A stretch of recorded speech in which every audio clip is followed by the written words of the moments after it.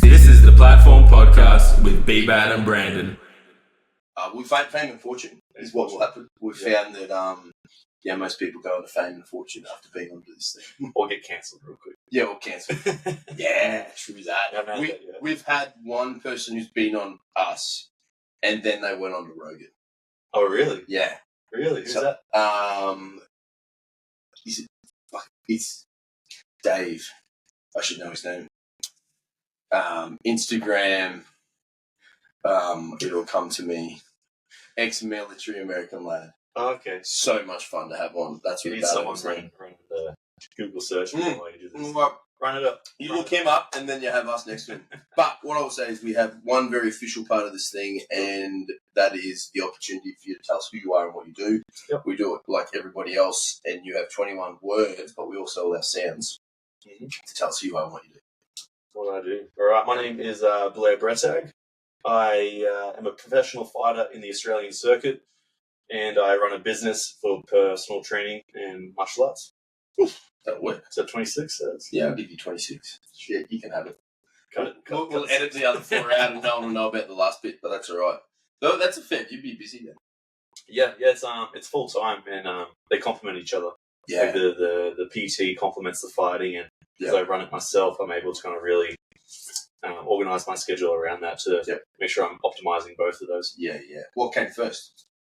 Chicken or the egg? I've always done some sort of martial arts. Yep. I was actually a PT running 12 Rounds Fitness. I was managing 2 of those gyms. Yes, yeah. And I kind of left them and got the opportunity to start up my own PT business at the gym that I was already fighting at. Oh. So it was I was doing both things in 2 different places. And then Elliot, the owner and manager of Team Compton, he's like, look, if you can get enough clients, would you want to do them here? I'm like, look, I'll give it 3 months. I'll give 3 months to see what happens. And in that 3 months, I went from 1 client to 15 clients. Turns out you're good at it. Oh, people love hearing me talk shit. I don't know if I'm good, but at least it's entertaining. Most important aspect of coaching is bringing good content. It is. You can get training anywhere. It's the experience. Yeah. That's what I keep telling people. That's what I tell the boys that I kind of work with. Just make it fun. Have fun. And then obviously that learning comes with it. Yeah, but that's tacked on the end of it. So when did that start, your own thing, BattleFit? 2022. So I moved to Brisbane in 2020. Was doing the gyms for those 2 years. And then 2022, literally January, I had 2 weeks off and then started my business 2022. And that's when my professional MMA career started as well, mid-year. Yeah, because I was in the gym more, I was able to train more, we were able to kind of actually put the energy towards a fight, and that's just kick-started it. What was your aim at the time like? I didn't have an amateur fight. None? Well, that's unconventional. I mean, I know a limited amount of the game. Yeah, that'd be an unconventional pathway to the sport? For sure. I've been doing combat sport or martial arts for 10 years at that point. But we were looking for an amateur fight. Yeah. I was like to Elliot, hey, I want to get back into Muay Thai. Can we line up a fight? And he goes, well, would you do MMA? Yeah. I'm like, never thought about it, but let's give it a go. Let's try that. And we started training. 2 weeks later, he goes, I got a fight for you.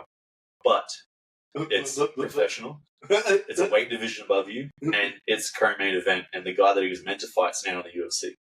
I was like, dare to be great. Let's go. So we thought about it, and we had 5 weeks to prep for it. So I never grappled, never done anything. You never grappled? So I had six weeks prep for this fight, and I went out there and finished it in 39 seconds. Boom! And I was like, I guess I'm good at this shit, right? And that was the main fight? That was, we didn't become co-main event because no one had seen me fight, right? So it's kind of unfair for that promotion, and totally fair. But I came out that first fight, and then obviously I enjoyed training, I enjoyed fighting, and that was kind of like, all right, let's do this. Let's go all in.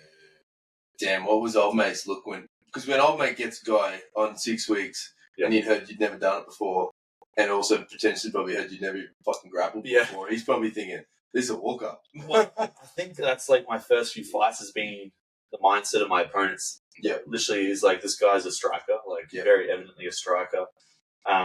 No amateur career, can't research anything on him.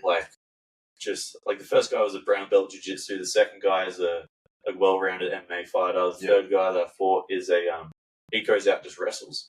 And So if you look on my record, you're like, all right, cool, just wrestle this guy. Mm. And but you got to get through the striking first to wrestle me. So you got to get to the hips first. You got to get to the hips, you know. So yeah, that kind of kickstarted the career, and it was just steamroll from there. Obviously, training at Team Compton, being surrounded by guys that have been doing this forever at such high level. Elliot Compton, multiple-time world champion. Tom Nolan, who's in the UFC, guys in the local circuit that are mainlining events.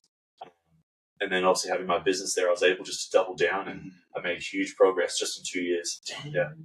And so Muay Thai before that, so it wasn't the first time you stood in front of someone competitively and exchanged. No, I fought, I think it was 4 amateur fights. Yep. I think 8 or 9 years between fights, from amateur Muay Thai to pro MMA. Oh, wow. It was like 8 years. So it wasn't like it was just the other day. Yeah. It was a fair distance between them, and I was a complete different fighter person in between. I was kind of young, like 17 fighting. Yeah. And now so it's a different sport, but I've adapted so well to it now. Yeah, damn. And then once you knocked him out, man, that must have been that fun feeling, that first fight. Yeah, as a kid, all I ever wanted to be was a professional athlete. I thought like football. I played footy for years. Yep. I didn't really kind of have an idea, and thought that dream had kind of passed. And all of a sudden, my pro debut, I dropped like first punch, split him. Bang, second punch, split him. And then all of a sudden, he's on the ground. Did you get the feeling that at any point when you stepped in it, did you have I mean, I guess you should never go to a fight thinking you could lose it, but at the same time, you must have been thinking, well, we'll just see how this thing goes. Yeah, well, I mean, I had no pressure, right? Yeah. I had, like, win or lose, I was going in there and I was going to try something new. Yeah. And I think having that, like, expectation off my shoulders or that, like, pressure, I was able just to go out there and just do my thing. Okay. And I feel like I've kind of taken that mindset into each of my fights. As long as I do everything in my power in fight camp, like yourself, as long as I do everything in training to get to competition, competition day is easy. Like, you just do what you've done for the last few months leading up to it. That first fight was emotional. Holy shit. I remember, like, the guys trying to interview me, I'm shaking. Like, so much adrenaline down. I'm trying not to burst out crying. I don't know what's happening to me. I'm like, holy shit, like, what just happened? Like, where was the fight at? Edenshill, Brisbane, on Beatdown Promotions. Sick. And they've got like the 2-tier. And the atmosphere is so cool there. Had a good following, like local community there as well. And I was like, this is the best drug ever. This is the best. I need more. I want this forever. So I can see why fighting's so addictive. Yeah. So you're now in year 2 of the pro career then. Correct. Yeah. How many fights? So I've had 3. I'm about to have my 4th in 2 weeks. Yep. Let's go. I would like to have been more active in the last 2 years, but that first fight I broke a part of my hand. Hence the scarring. Well, that's my second fight. Second fight, I then broke my hand, shattered it in the very first punch. On the dude's head? On the dude's head. How was his head? It was fine. He shook it off, and I was like, crap, man. Like, I hit him with everything. Do you know you've hit it when you hit him, like, when that happens? I hit him, and I felt my hand, and I was like, it's like a pressure. Like, if I was just to squeeze your hand, it's just like a pressure point. Like, I've broken a few things, and it literally just feels like someone's corked your hand. And I was like, oh yeah, she gone. But use the other arm. Yeah, and that's kind of what got me caught. I came in to like step in with a big punch, and I was like, oh, my hand's broken. Change it to an elbow. And as I changed it, he just big hook and jumped on me in that second fight. But so I broke that hand, had surgery, and had another 8 months off, and then came back this year for my third fight. And that was good. Yeah, that's the first round finish. 2 minutes in. I haven't seen the second round yet. Never seen one. Don't need one. I got places to be, man. I want to get out of there. How many rounds the next one? So it's 3 5-minute rounds as a pro. Yeah. So as amateur, you do 3 3s. In MMA, and pro 3 5s. It's a long time, 5 minutes. It's not fun. Yeah. It's not fun when you're not used to it, right? But when you're training at that kind of like level, you get used to it. Depends what you're efficient at. And that club you said you're at, Team Compton, got some good dudes. Yeah. They're all training smart. They know the way to do it, right? Yeah, well, we're under the guidance of Steve Compton. Elliot and Steve Compton, I should say. And Steve has trained multiple world champions, multiple fighters over multiple different disciplines. He's got a wealth of knowledge. And he's created this community at Team Compton where, he's the head honcho. Gives us the direction that we want to train, but he allows each of us fighters to express our own way of fighting and teach each other, right? We get an open door policy, so we have people come in and we learn from them, we learn from us, we share that knowledge. Like, instead of just one person saying, this is how you do this, right? We now have 5 different people with 50 years of experience between them, sharing their different knowledges. This guy's a wrestler, this guy's Muay Thai. How can we collaborate that together and create this really good ecosystem of learning? Yep. And I think that's one of our biggest attributes as a team is our ability to adapt, learn, and grow together. Yeah. Because when one of us is improving, the whole team You see that through the fighters, like everyone's coming up. Yeah. If you take a week off because you're injured, you come back and you're like, what the hell happened? Everyone's 10 times better. This is insane. And it's all year round. We always have someone fighting. Yep.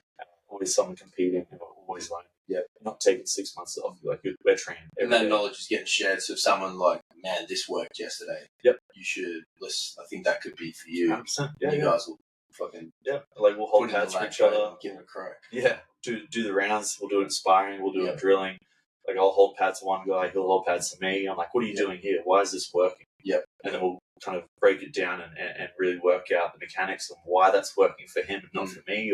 And I think that's a huge part of martial arts is you never know everything. Yeah, you never know everything. If you think you know everything, you're doing it wrong.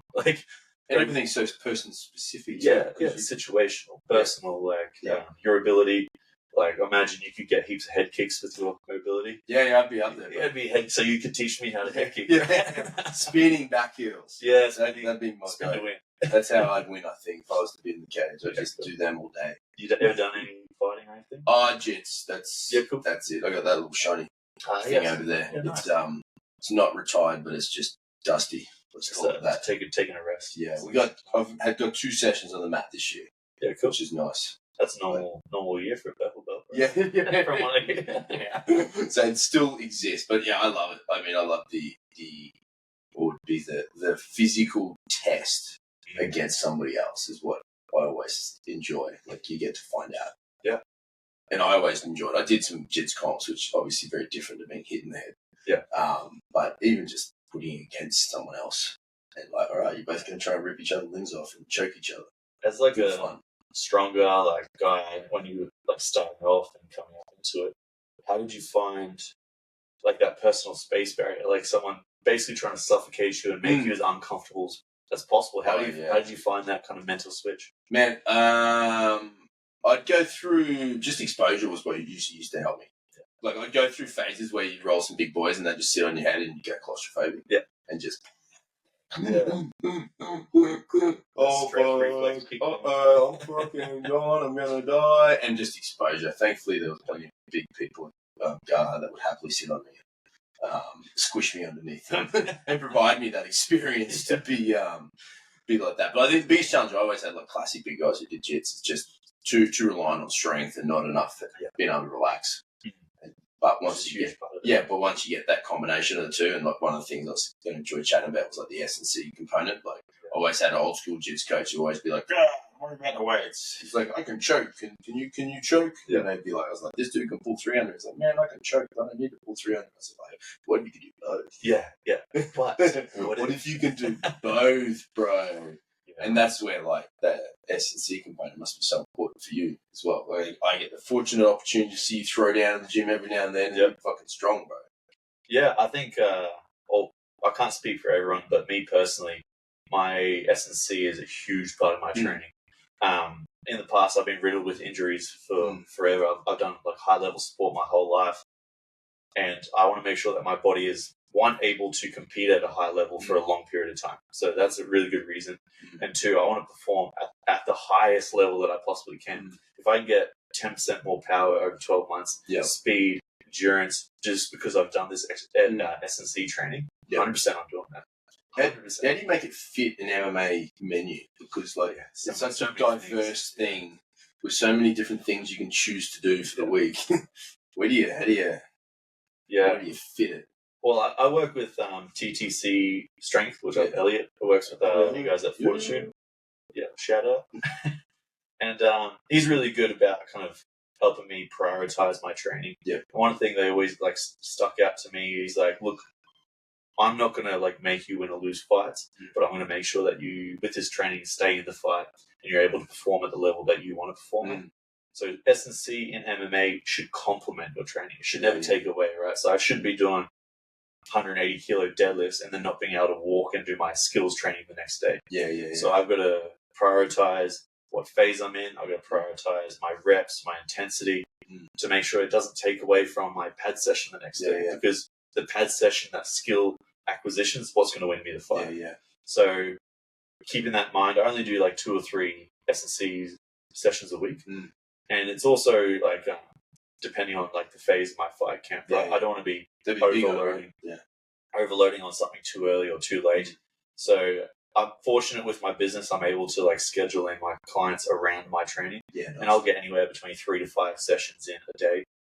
Around jits, grappling, wrestling, striking, pad work, aerobic stuff, S&C. Like I said, there's so many things to work on, right? What's going to be the best for you? So a lot of other fighters might not get that opportunity because they've got full-time jobs, right? Yeah, and then they got to do that plus whatever else. Then they get to go and throw. Yeah, which I think to a degree, their mental resilience to like get the shit done kind of helps them because they're like, look, I'm working 12 hours today, but I'm also going to get 4 sessions in. Yeah, that's good on you, man. That's hard. That's they're hard getting shit. up at 3 a.m. Yeah, they're going to the gym before and then going to the gym afterwards. Yeah. I work my business around that I can train. Yeah, little princess, right? I'm fortunate enough that I've built an environment that I can do that. Yeah.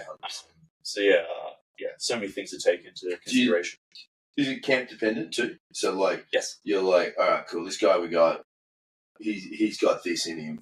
We need this to go up against him. Yeah, sure. And then you start tweaking the package that way. Is that what you're kind of doing? Yeah, I think outside camp is where you're developing, you're trying new things, you're upskilling, you're training with people you don't normally train with, and then as you get into a camp or as you get through or closer to the fight, that's when you start isolating movements, techniques, you're training towards your opponent. There's no point doing that at 15 weeks out. Yeah. Because by the time you get to the fight, you're going to be so overloaded with knowledge or like that game plan that you probably overthink it too much. Yeah.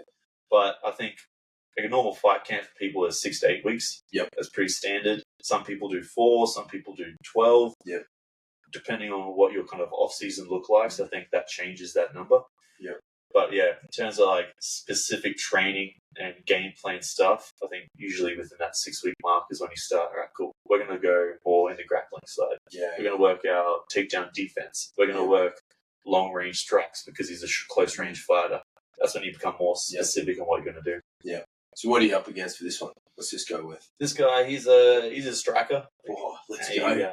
Which is awesome for me, right? Flying number, first round. He can run and just take him down. Well, he's a purple belt in jiu-jitsu as well, but he's got a good experience. He's had like 9 amateur fights, 5 pro fights. He's an ex-kickboxer. Yeah.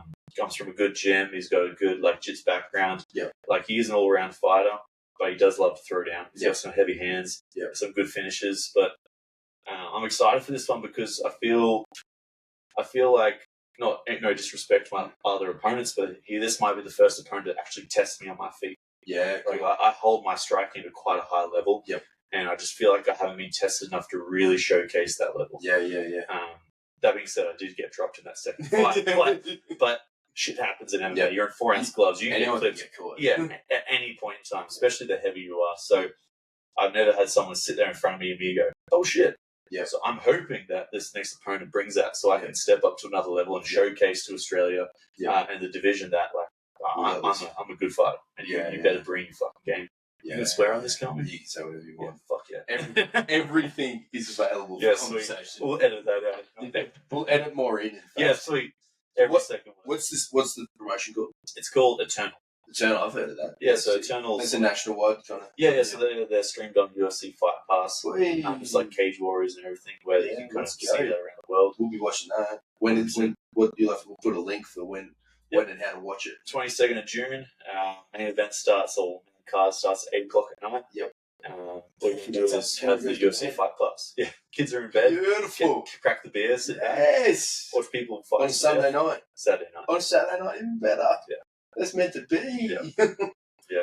It's a good card as well. I like fighting on Eternal. Yep. I fought on other promotions, and like every promotion's got their pros and cons. Yep. I quite like the stage. I like the environment. And I like the platform that Eternal brings, which as a fighter, you got to treat it like a business. So end of the day, Eternal puts me on a great platform that I can showcase me as a fighter, my brand. I'm going to take that. I'm going to use that for sure. So that's opportunity to grow BattleFit 100%. And who you are. 100%. Your personal brand, essentially. Yeah. Buy some shirts. Represent. Absolutely. There'll be a link for your link in bio. Link in bio for sure. Promo code Johnny BBat. We got you covered. Being it's tied to the UFC, like, does that give you exposure and opportunity, like big picture towards something like that and bigger promotions outside of Australia as well? Yeah, for sure. Because they're on UFC Fight Pass, you'll see highlights of like a great knockout or a great move from that Eternal shared on UFC Fight Pass, which has like 1.2 million followers. So now your brand, your personal experience, your knockout reel is now showcased to the world. Damn. You can't tell me that doesn't hold leverage when people are like, oh, do you know that guy? Or remember that viral video? So one of the guys that we train with, Ethan Mitchell, he did a sequence where he slipped 2 punches into a jumping knee. It was like the Matrix. It was gangster. He reshared that a while ago. Reshared it. It's like 350,000 views on it. That was his special pro debut. What? You're telling me, all right, all of a sudden, people see that, they're like, oh shit, all right, cool, let's keep watching that guy next time he fights. He looked like he saw it in slow motion. It was stupid. But the worst thing is, that's not a fluke for him. Like, he pulls that at the gym while he's warming up. He's like, oh, yeah, sweet. Like, the kid's insane. And he's going to find it very, very hard to find opponents because, like, he makes it look easy. Damn. He moves well. Yeah. That's part of the game too, right? Actually finding an opponent. Like, yes. How does that work? So that's on the promoter. Yep. And your managing team, whether that's your coach or you've got an actual manager, to make those discussions back and forth happen. Usually promoters will put out, hey, we're looking for this type of weight, we're looking for this kind of record, or you'll be in talks with the promoter to be like, hey, we want to jump on your promotion. Yep. And they'll kind of send you some options or dates, and it's up to you and your team to go back and forth to find out what you're looking for. Yeah. So when this guy came up, do you get given a few guys, or the promotion's like, we reckon this guy's your guy? I let my coach and managing team, so Ellie and Steve, handle that. That's their job. My job's to train, my job's to rock up and throw down. And they know me as a person, as a fighter, and they'll siphon out the shit. And talk with the promoter, which is Cam and Ben. I believe it's Ben. Sorry, cut that out if it's not. Hi, Ben. And I'll let them discuss it, and they'll come forward and be like, hey, they've offered this guy to you. What's your thoughts? And this guy came up, and I was like, hell yeah. Awesome. That's great fight for me. Great fight for him. I think the winner of this will go forward and have that kind of top contender shot before the end of the year, which is exciting. Set you up for a belt within the promotion early next year, potentially. Yeah. All those things are on the cards, right? Like, once your record starts looking good, you get some good highlight reels, and you start getting to the top end of the division, the promotions are looking for exciting fighters. So I've got 3 first-round finishes if you include the loss. I'm including it. So but that means, like, I thought the loss, but speaking for you, like, that shows you're willing to go hard and get into it. Like, I've watched some UFC. There's nothing worse than watching a fighter who's just holding back and staying away from the action. Like, you don't want. I'm showing people the promotions want stuff that's exciting. Yeah, I mean, it's a business for them. They're going to make money, right? As a fighter, you got to protect yourself and your brand and fight how you want to fight.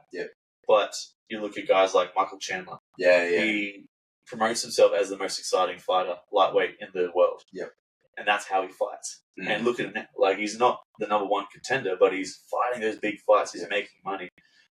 You can do that in local circuit for sure. You can promote yourself as an exciting fighter and not have a title fight. You don't need a title to go to the UFC. Tom Nolan, prime example, my teammate. I think he was 6-0, undefeated in the local circuit. Lots of finishes, exciting fight. He was violent. He went out there and he just brought it every single fight. UFC's like, don't worry about the title, bro. Let's go. We'll take it down. Have your shot at the Dana White Contender Series, and he showed up and he finished that guy in the first round as well. So, there's many ways to skin a cat. And I think, as long as you're enjoying what you're doing and you fight how you want to fight, you fight for yourself, fight for the reason that you want to fight, you'd fight overseas if the phone call came in? 100%. Yeah. It's Because there'd be other promotions. I mean, UFC is what everyone knows, right? But there'd be other ones out there that are noted and big too, right? Yeah, you got PFL and a lot of other promotions. You got through some through Asia, Dubai and Saudi are like doing a lot of promotions at the moment as well. So yes, everyone knows UFC. Everyone usually has that as their number one kind of go to. Some people just want to fight for the sake of fighting and see where that takes them. So yeah, it's not like I didn't make the UFC shit. That's my career over. You can 100% make a living and keep fighting international and those bigger fights as you go on. Yeah, because that's it. I guess the thing I always think about for fighting, like it can't be cheap to do it. As a fighter, like the things you need to have to be able to do to train every week, plus feed yourself. Yeah, true. Like that shit's expensive, right? Yeah. I think you always hear like dietitians or people that like professionals that work with fighters and they're like boxers, MMA athletes, whatever it might be. Oh yeah, he's just a broke fighter, right? Because they spend all their time in the gym and they're working a part-time job. Right? But then we've got to fork out every 3 to 6 months new equipment. Right? Otherwise you get smelly gloves and can't have that. Not wrestling you with smelly gloves. smelly underwear, smelly shorts. You need new equipment all the time. Gym fees, manager fees, food bills, dietitians, all your coaches.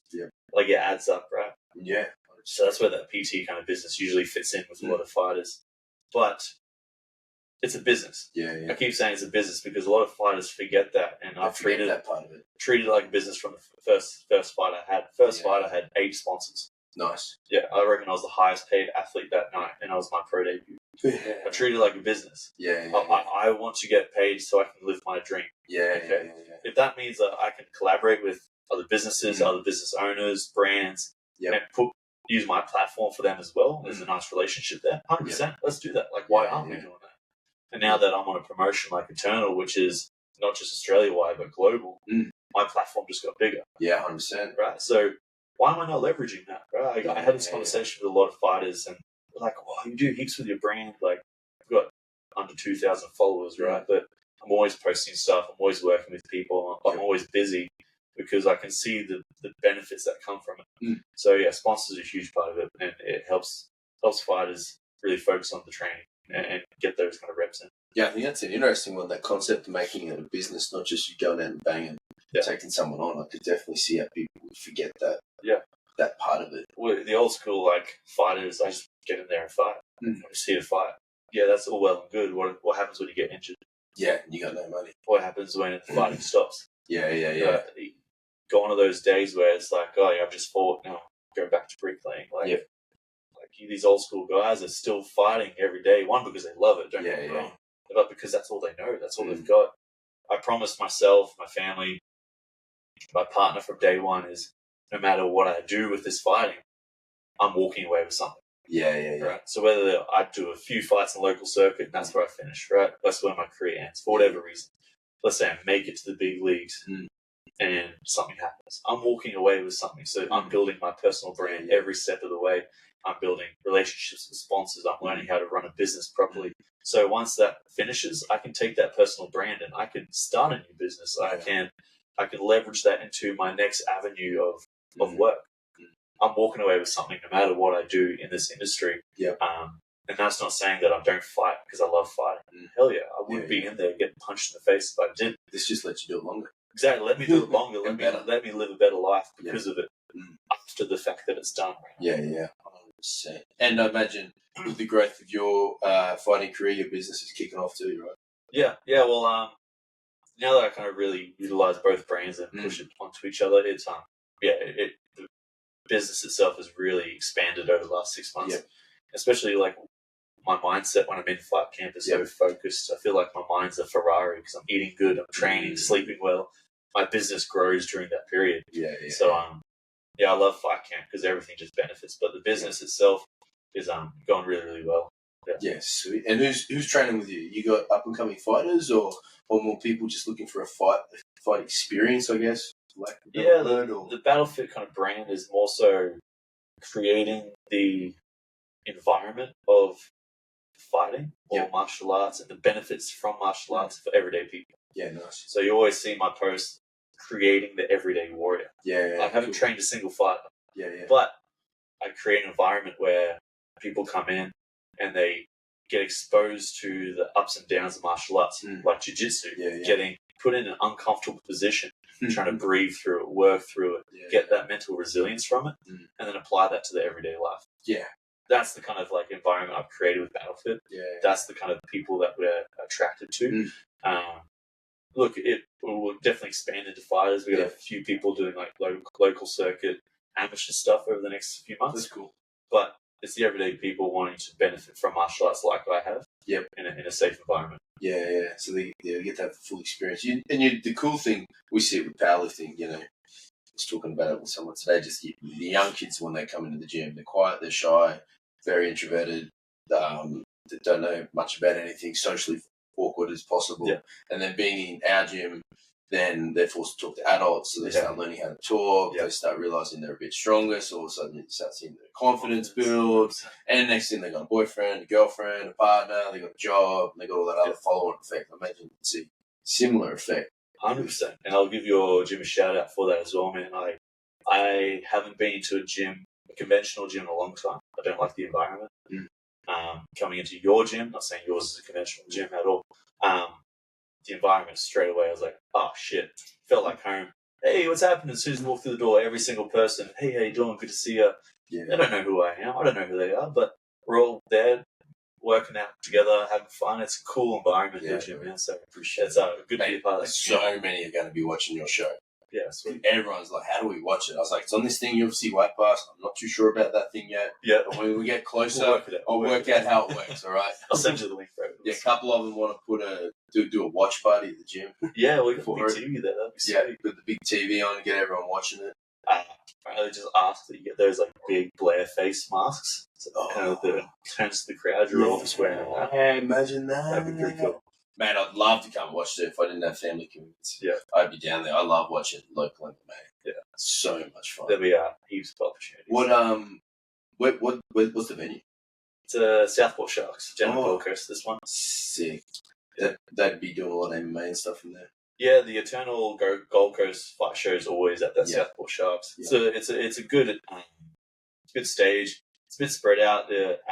When it's busy, the atmosphere is awesome. Yeah. If it's a smaller card, sometimes it gets lost. Yeah. But the promotion itself is always run at a high level. It's always run really, really smooth. Yeah. Eternal do a really good job of that as a fighter's perspective. Yeah. And every time my crowd goes there, they have a good time. So now you have a crew. Yeah, we got. And is it like you're saying, the community at your gym? I imagine the gym's a bit like our gym. Yeah. When one of the lads is on, everyone's coming. Yeah, we got a lot of the like nighttime class guys. The pro team come down. Yeah. And then obviously my friends' family. Yeah. I'm from Bundaberg, so a lot of those guys come down as well. So run amok in the crowd. But when you walk out, do you hear them? Oh yeah, and that like brings you up. Yeah. The walkout, that last fight was emotional as hell because I come back from injury. I had a broken hand. I had months off. A lot of post-fight depression and blues because you have this highest high. Oh yeah. To have the lowest low, not being able to train, being on painkillers, not being able to do my normal thing. Yeah. And it was a hard kind of few months to kind of come back, train full time, get this fight, and then walk out to like a crowd full of my team. Oh, I was like, oh shit, I'm gonna cry right now. Just that excited, overwhelming feeling. And you walk straight past the crowd on the left, and all my friends and family were right there screaming. I was like, hell yeah, it's on. There's no way I'm losing. That's not happening. Yeah, so it's a really cool environment for the fighter because they put you right next to the crowd. You walk past every single person when you get into the cage, and that's cool. Yeah, it's cool. It's very, very cool. What's the song? Haven't decided yet. Do you change it up? I do. Yeah, each fight I've changed it up. I don't have a set song. You haven't got a signature move yet. No, it's very like camp dependent. What song kind of resonates with me that camp. What like the lyrics might resonate with me. Because it's being played multiple times while we're training, we always laugh about it. Like it has to have a kind of connection to it, like my purpose that camp. Yep. So I haven't decided yet. Probably need to get onto that this week. But I think Elliot, Coach Elliot from TTCFB's got many suggestions for you.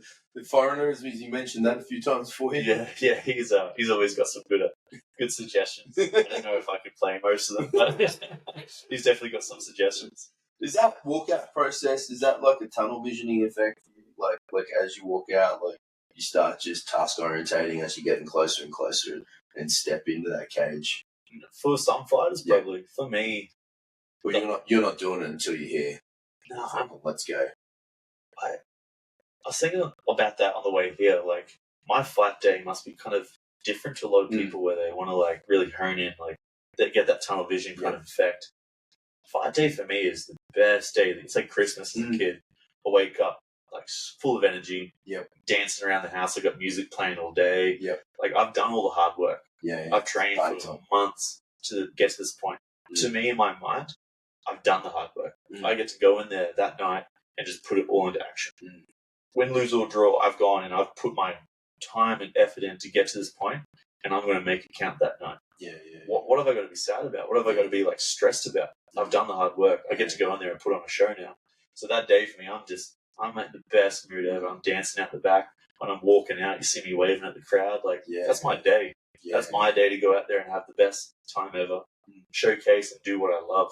So once I get in there and we touch gloves, obviously I'm going to do everything I can to make you hurt. But I'm smiling the whole time. You can see me in my fights. I'm smiling. I'm moving around. Like it's the best. It's the best. What's the weigh-in like? In what sense? Like when you stand on the way and then you guys match it up face to face and have the little face off. Like are you that dude that's getting in the face and trying to like, all right, it's time, bro. Like this is what's coming, or is it just you wait and see what happens? Like, yeah.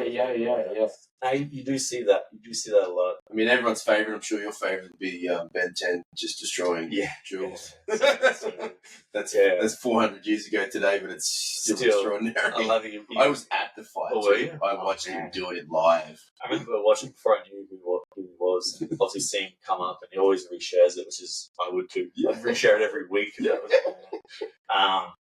And it's such a cool, like, calmer video, like, so gangster. And Ben 10 actually did some training with my head coach as well, Steve, Team Compton. So, like, the local Brisbane team circuit's always kind of been pretty close like that. But, no, I'm not getting in your face. Like, get in my face, obviously, I'll have fun with it, but, like... See, I think if it was me, I mean, I don't know what I do, but if I jumped on there and I know it's not fight time yet, I'd just almost find it funny. It's like, bro, it's not now. What are you doing? Get out of my face. You hear stories. I had one opponent.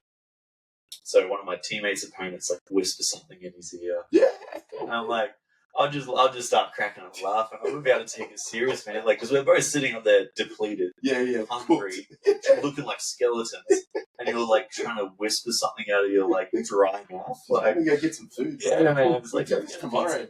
Like you get in each other's face, and you can act all scary. Like, don't worry, man. Tomorrow I get to punch you in the face. Like it's coming. Like you can do it now. You can do it tomorrow. Like so. I got nothing against people doing it. I think it's I just lose it. I think it's hilarious if someone whispers something. With the age of social media, do you see, or would you ever use it as a path to like hype your fight and like trash talk your opponent or do any of that sort of stuff that's out there? Like, is that something you'd ever think about? Or you see that in the UFC, hey, you're like, oh, these guys are just hyping this up. Like boxing, like Ryan Garcia, Conor McGregor does it. Like he's the man. I think as a brand sense that really pushes, but I think, I don't know, when I say this, I'm like, I'm not that guy. Like, I'm there to have fun. Like, I love what I do, and I could definitely get behind, like, making the fight exciting. But I'm not ever doing it with, like, resentment towards you. Like, it's never, I'm getting in your face because I fucking hate you. Like, like, I get in your face to hype up the fight, but I'm laughing, I'm having fun while I do it. Like, it's for the show, so... Yeah, I don't know. I think it's one of those things as if the time comes and the person pisses you off enough and you're like, let's make this exciting. Yeah, maybe. Is it a weird experience, you know, when you're going to go and bash someone you don't know? Like, is that strange? Or do you have to try and hate them yourself? Or you just see it as like, that's the dude standing in the way of what I want? Or like generally speaking, if the two of you cross the street, you're not going to do that to each other. But when you hop inside the octagon there, now you are. You got to throw it in. You got to go. And you got to go like, you were the guys crossing the street, and he's trying to steal your candy. You got to do that. Do something about it now. Yeah. Now, and I know some guys and some teammates and fighters that like will hype himself up and be like, no, this guy's trying to like hurt my family, or you see that guy, they're like, trying to find he's something. trying to kill my family, he's trying to hurt my family. They'll use that to psychologically put them in that state. Like that way, and that's why I'm not getting in your face or anything. Like, I know that next night, once we touch gloves or that cage closes, I'm throwing down. Like, you're standing in my way, and I won't stop till that ref pulls us up, and I'll inflict as much damage as possible. Like, my mindset going in there is, I want to humiliate you. I want to humiliate you in front of your friends and family. I want to make it look so easy that you sit there and you just give up. You question. I want to see the energy. Yeah, I want to see the energy zap out of you, and I want to go, gotcha, bitch. Like, and I've done that through my fights. You can see me kind of like see the energy change all of a sudden. I'm like, you're done. Like, from here forward, feel it when it happens. 100%. And I feel like a lot of fighters with experience can see that. You can see the demeanor change. You can see them go, oh, like, I don't know how to get around this. Yeah. Once they've done that, you've got like, you feel like, sweet, step into my waters, man. I'm gonna drown here. So, yeah, I got no resentment to any of my opponents. Like, I think they're all like, to step into that cage alone and like throw down and put the effort to get to that point. I respect you, man. I respect you for taking this fight. I respect you for trying to get in there and do the exact same thing to me. And if you didn't do that, I'd be, hey, you don't respect me enough to kind of put the effort in. Like, I want you to come out and throw down with me. I want to see what you can do to me, so I can kind of be better than you. So yeah, there's no resentment at all. But so you'd have a beer with the guy afterwards? 100%. Yeah, I've had a beer with all my opponents. My guy can't see any that I broke my hand with. Yeah. I broke the third metacarpal. He broke the one next to it. Oh, really? The exact same break. We were in hospital with each other for 10 hours. Stop it. Yeah, from 10 o'clock at night to 8 o'clock in the morning, sitting next to each other with our missus, just talking shit. He's a great guy. Like, we just threw down and knocked, dropped me, finished me off, and broke my hand on his head, and big shots. And how's your day, man? What are you up to? Like, when do you go back to Hobart? Like, is that a good night? Just chat shit, right? Like, no animosity. You've got some guys that are absolute dicks, and they're just talking to shit before the weigh-ins, and like, man, I want to like you, but you're an absolute dick. So I'm there to have fun, man. I want you to put the effort in. I put the effort in. Let's enjoy it. Yeah, and just see what happens. And no doubt, this guy down. Where's he from? This fella you're up against? He fights at TFC in Logan. South Brisbane. So they've got a good gym. He's club. I kind of like how he holds himself when he fights. I feel like he's quite similar in that mindset like I am. Tall guy. About my height. Striking background. Good gym. Good training partners. Recipe for an awesome fight. Damn, not a long fight though. Maybe about a minute or 2 minutes. I got places to be, man. I got a pizza waiting for me out the back. I'm not going to the second round. What are you eating after the fight? Because obviously, like I asked you earlier, you're cutting weight to make weight, which is common. So do you start building a list of like some snacks you want to eat on the other side of this? Yeah, I go to usually like within a day or two of the fight is pizza. Good old. Whereabouts? What kind? At that point, anything. Any pizza. But I'll do some research and I'll find out. Not dirty Domino's. Get something decent. Decent. Some nice Italian pizza or something. And cheesecake. I don't know why, but every fight I've ever had from amateur cheesecake shop cheesecake, or you make them? Start off cheesecake shop. Yeah, nice. Just get like baked cheesecake. I'll go like 4 quarters, 4 different flavors. Oh, because you can do that in cheesecake shop. And then you use best of all worlds. Yeah, you get a continental, a bit of baked, a bit of marble. And usually by then I'm 30 kilos heavier. And what do you fight at? 84. Damn, you're tall. So you're like 6 foot, right? Yeah, 6'1", 6'2". Damn. 84. You must be fucking shredded. Yeah. By the time you hit 84. Yeah, we drop a fair bit on fight week. What would you get back to, you reckon, afterwards? Fairly. I don't know if I'll disclose too much. We don't want to disclose that. More. About 110. I'm walking around 110, man. 110. I put on a fair bit of weight. There's an art to that too, right? It is, 100%. Now, I work with the TFD, the fight dietitian. Oh, he's the guy, right? He's the guy, Geordie. He works with some UFC lads too, yeah? Yeah, him and his team. I work with Jack Doherty, combat dietitian. He's a senior guy. And I've worked with him for the last 2 years, on and off season, just because I see the importance of having like that support. Yep. Just like ask questions, I can educate myself. But also the performance I get from eating well. Like Right food, right times. Right foods, right times, right weight. Hey, your sleep's gone. What's changed? Right, let's do this. Actually looking at that. Yeah, like I've got heaps of other things to be thinking about, right? Or being punched in the head all week. Last thing I want to think about is how many calories is it? Like, just tell me what to do. I'll do it to the gram. How many potatoes? Yeah, too many potatoes. So yeah, I work with them, and there's a science to it. Hey, and it's awesome what these guys can really like help my body achieve. And in every fight camp I've worked with, Jack, is we've got more calories in, more performance out. More calories in, more performance out. Every single fight. And now we'll just keep refining it, keep making it efficient, and making that weight cut process even better. You don't mind the weight cut? Nah, not too bad. It's pretty short lived. Like 5 week itself, you're water loading, cutting sodium, carbs, fiber, a little bit of sauna and stuff at the end. Yeah, how many wee breaks? Lots of wees. If you stop drinking water like earlier in the afternoon, don't wake up as much, but you've got a lot of water. That's a lot of water to get in before the afternoon, though, bro. Condensing your water time. You like a big jug for that, or you take lots of little ones? What do you get? I actually get I go to Woolies or Coles and I buy the 10-litre filtered water in the goon sack. So I'm walking around with the goon sack. You take the goon sack and I'll weigh out what I don't need and what I do need, as long as I've finished that by the end of the day. Yeah. So that way it's filtered water, it's good water, and I know the exact amount. I don't drink anything outside that. Yep. And that's a big part of it. You're obviously managing with the dietitian. Yeah. They need to know what's coming in and out as well. Yeah. Then, you get to those last few days. Oh, the night time. Waking up every hour just to piss. I've done it. It's good. It sucks. I always found when I got water loaded, I felt good. Like, it just showed me how important water was. Well, I'm always dehydrated. Yeah, this is not happy now. Just for more energy. Yeah, shit. I think that's a huge part as well. Like you'd be sweating. Yeah. Like I can fluctuate like 2 kilos in a session just from sweat loss. Yeah, I've always like sweat heaps. I'm always that sweaty guy. Like 2+ kilos in a session. I'm like, fuck, I gotta refill that plus my water load as well, right? So poor training partners be covered in you. Yeah, pretty much. Yeah, just always wipe it down.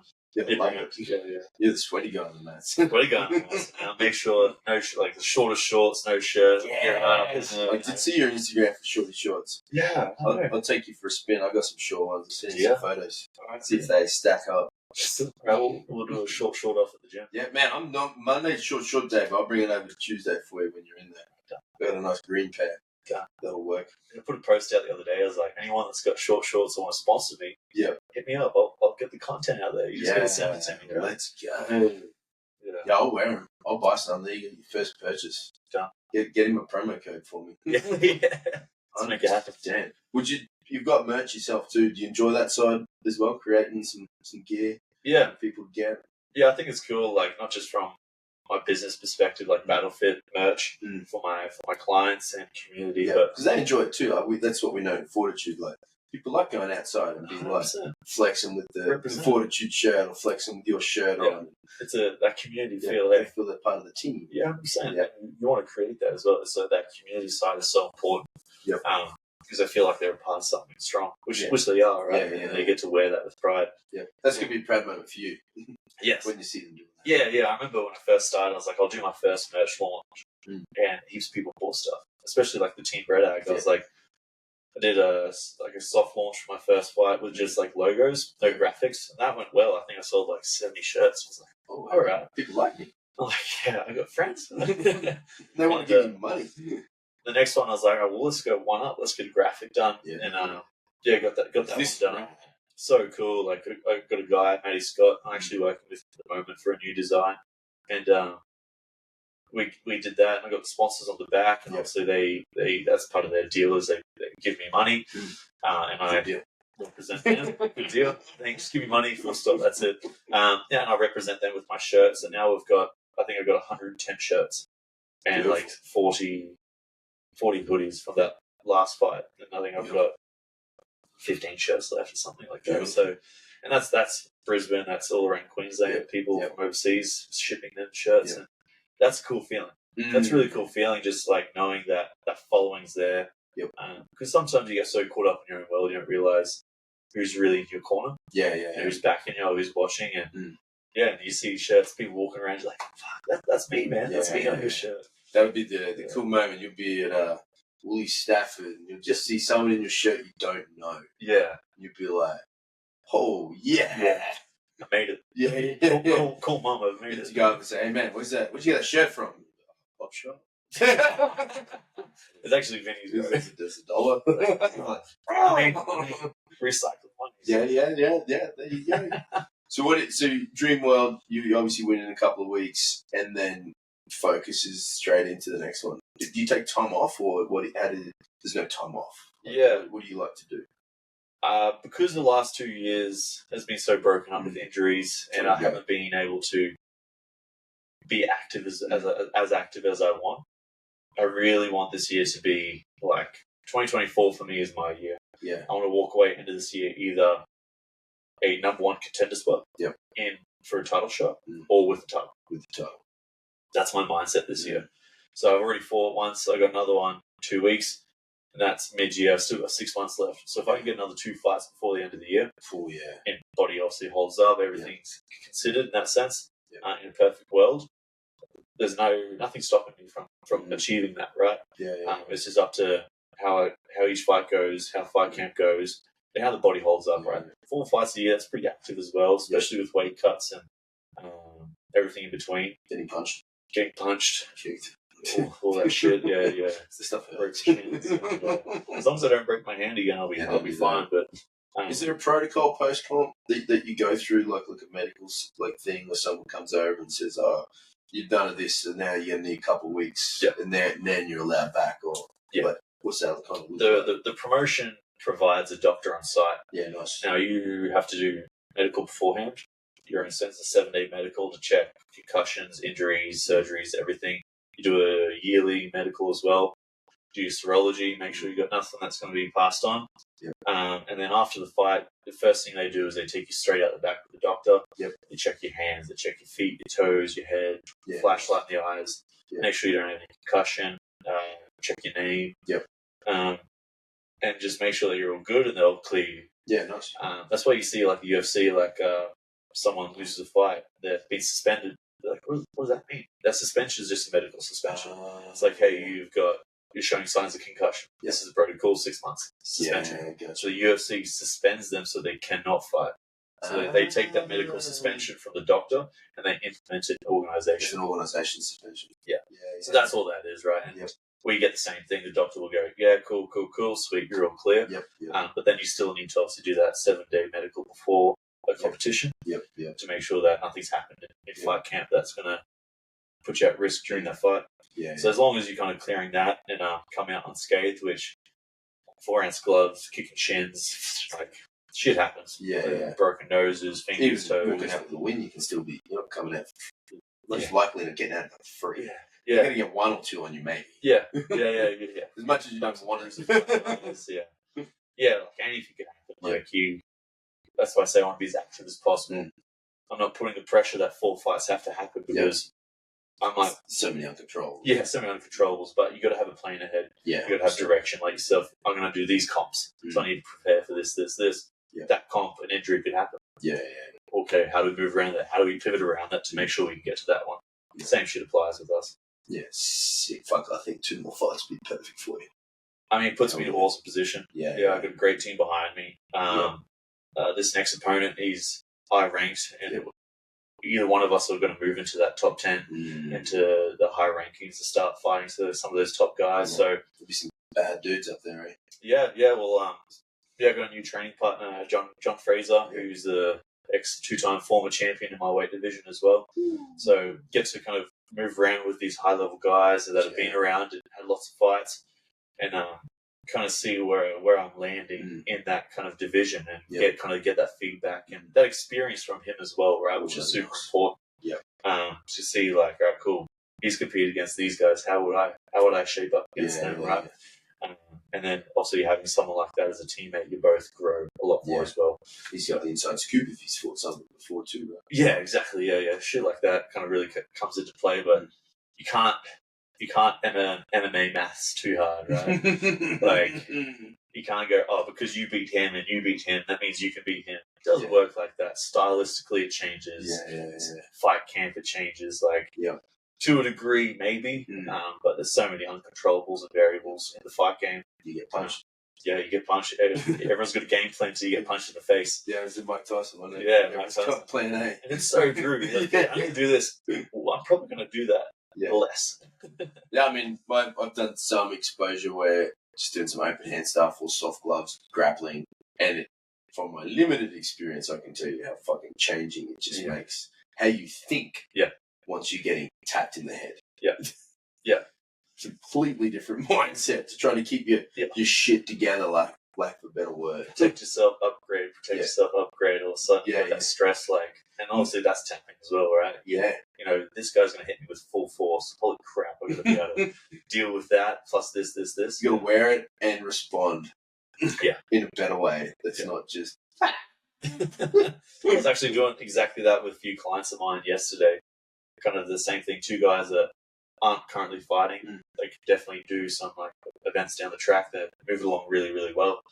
But they've been doing some grappling with me for a while, and we put some 8-ounce gloves on yesterday. Like, cool, we're going to grapple, but you got to punch him as well. Completely changed, right? The stress response changes. The panic sets in. You're like, cool, all right, breathe through this, work out how you're going to do a problem solve under that new pressure. And they're a perfect example, like that BattleFit right now. Take that to your day-to-day life. You've got control. All of a sudden shit goes crazy. Deal with it under pressure. So that change of response. Work stress is easy. Better get punched in the head. Oh shit. Oh no, I've got an email. Heaps of emails because I went away for the long weekend. I just got punched in the face for like 3 hours. Fucking physically bad. Emotionally bad. I cried all day because of it. And then there was a 60-kilo girl. That's the worst bit. Girls are savage, bro. Girls are savage. Do you see a few girls in the circuit, like within your gym and your training? We've got Chloe Henry in the amateur division. She had a few fights with Team Compton, and she's just doing her own thing at the moment and chopping and changing. And we got a few girls in the local circuit that I don't have anything to do with, but that are making lots of waves as well. One girl in the local circuit, well, not local anymore, but Chelsea Hackett. She's done some training with us in the past. She's actually with TFC now. She fights in the PFL.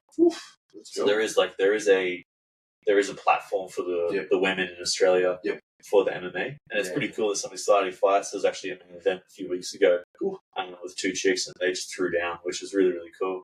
So chicks are savages. They're so much fun, man. In terms of just like they're just savage. Like they a little bit, they want to hurt you. They're a little bit lighter, so they're able to throw more. And the punches still do damage, but they just throw it in numbers. And they just throw and throw and throw, and you're like, they throw spinning shit. It's just exciting. They want to kill the other chick. It can be quite fun. And saying that, you see some boring ones as well, but you see that guys as well. That's not subjective to one kind of person. That's both genders can equally suck. Both genders can suck. I've seen some pretty bad like guy fights. Like, oh, cool. You'd see some ones where you'd just be questioning what were you doing, bro. I try not to judge too much, right? It's easy. They still put themselves in the cage. You judge from the outside. Like, oh, you see people in the crowd like, oh, just punch him. Like, you get in there, mate. Like, you get in there. You try that. Oh, it's so easy. You try that, right? So, I never try and judge from the outside. Like, it's so easy to kind of sit on the sidelines and tell people what they did wrong. When he was smacking down beers. You're drinking beers and armies. I probably would have done that. A couple of my favourite comps I've ever done have been done in pubs. And we as powerlifting, you'd get the same fucking drunken bum who's had 10 schooners by 12 o'clock. And it's like, oh, what do you know? Oh, come on, they look like, oh, yeah, what's that? Oh, I can fucking do that. Like, shut up. We had a good one. One of our boys fought start of the year, and someone in the crowd, he's a grappler. He's a savage grappler, and like just inflicts so much damage and pain on the ground, like elbows and punches, and just mauls people. And this guy was wasted in the crowd, just yelling, "Just stand up and fight. That's not real fucking fighting. This is shit. Bullshit. Just stand up." Meanwhile, he's on top of him, just breaking his face open. That's not real fighting. I'm like, You get in there. You Yeah. get in there. You get under that. You just have to laugh. Like, I get it. People love seeing people stand up and strike, and if you don't understand the grappling side of MMA, sometimes you kind of feel a bit ostracized. Like, I really don't understand. Like, it's not exciting. But once you've done the experience, you're like, oh shit, that was cool. Mm-hmm. That was cool what he just did there, right? But until you understand that, it can be quite. You just stand and bang, bro. Just stand and bang. Do you enjoy grappling? Like the gym side of things? I love it, especially because it's new. In the sense where I've done striking for 13, 14 years now. I get to be a beginner again. I get to learn again. I get to learn how to learn again.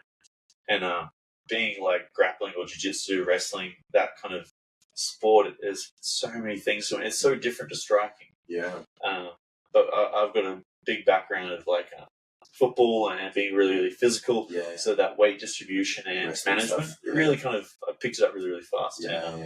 Yeah, I'm keen to kind of get a chance to showcase that in my coming fights. And really kind of have someone test me in that area. Yeah. Purely because like I fight to be tested, right? I want to see what my limits are. I want to see how far I can get pushed and still keep going. Flying up. So flying up every time. If I get that, I'm going to be pointing the camera. I'm going to be like, "This for Johnny Boy." Yes. Just go the flying arm, bro. My coach will slap.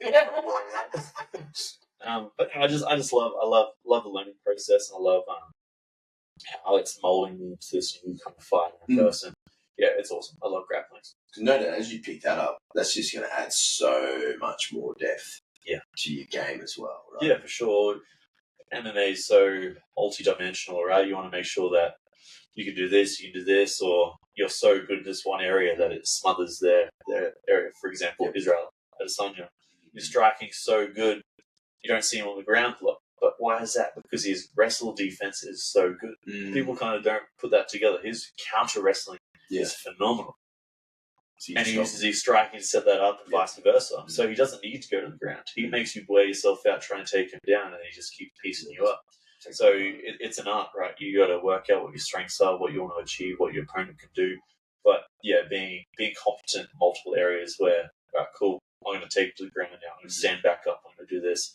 Yeah, being that all-round fighter. That's your cage. My domain. Or just being an absolute gangster like Alex Pereira. Yeah. Just left hook everyone. Just walk out. Do a walk away, knockout. Yeah, that's the dream, hey? Yeah. That's the dream. Just straight down the middle and then just walk back. Yeah, I mean, like, two of my fights, obviously, like, first round finishes, which is good. I'll give myself credit there. But yeah, just the dink. Yeah. Drop. Job done. Yeah, it's coming. It's coming. 2 weeks time, it's coming. Jumping on the cage. A couple of these ones. It's a pro debut. Walk off knockout. Still belt season. With my belt. Let's fucking go. Now, bro, what we like to do towards the end of this thing is 21 random questions that are really like 10. I just basically read the number 21. Just repeat them. Yeah, we can do them. Yeah, twice plus one. Your favourite food is question number 1. Takeaway food, in fact. Pizza. Excellent. Yeah. Favourite way to celebrate? Pizza. Yeah, pizza or cheesecake.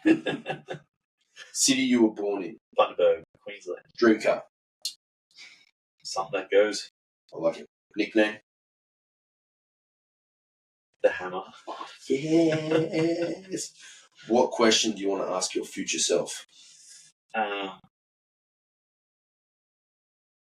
Did you do enough? Oh, yeah. Have you experienced a life-changing event? Yes. Can you elaborate? No. Yeah. I'll quickly elaborate. I fight because I love fighting. I love what it does to me as a person. Yeah. I was a shit person in a past life. So fighting has created this whole new person and personality and character out of myself because of that event. Love it. Favourite word to say? Pizza. Favourite photo of all time? Favourite photo of all time, the one on your shirt. Yes. Yeah, that's a very emotional day. This is fight number 1? Fight number 1. Love it. What's your adventure for 2024 going to be? What are you close to year out? Any big adventures? Big ventures, apart from walking away with the title belt on my waist, hopefully get a holiday. With the title belt? With the title belt. And take it everywhere. Where do you want to go on holidays? We're going to go Hawaii and Bali. Hawaii? Done. beach city. Let's go. All right, my big man, that's it. 2 weeks will be game time. This will be out in about a week, right before you land. Cool. Everyone will watch you. We'll put all the links below, but where do people find you? You can find online. You can follow me at Blair_Bretag MMA or BattleFit Coaching on Instagram. Follow the journey. Follow what's good in the local circuit. Enjoy the ride. Go to the fights. Go to the fights or stream at UFC Fight Pass. 8 o'clock, 22nd of June. Shout out. Fuck yeah, that link will be there.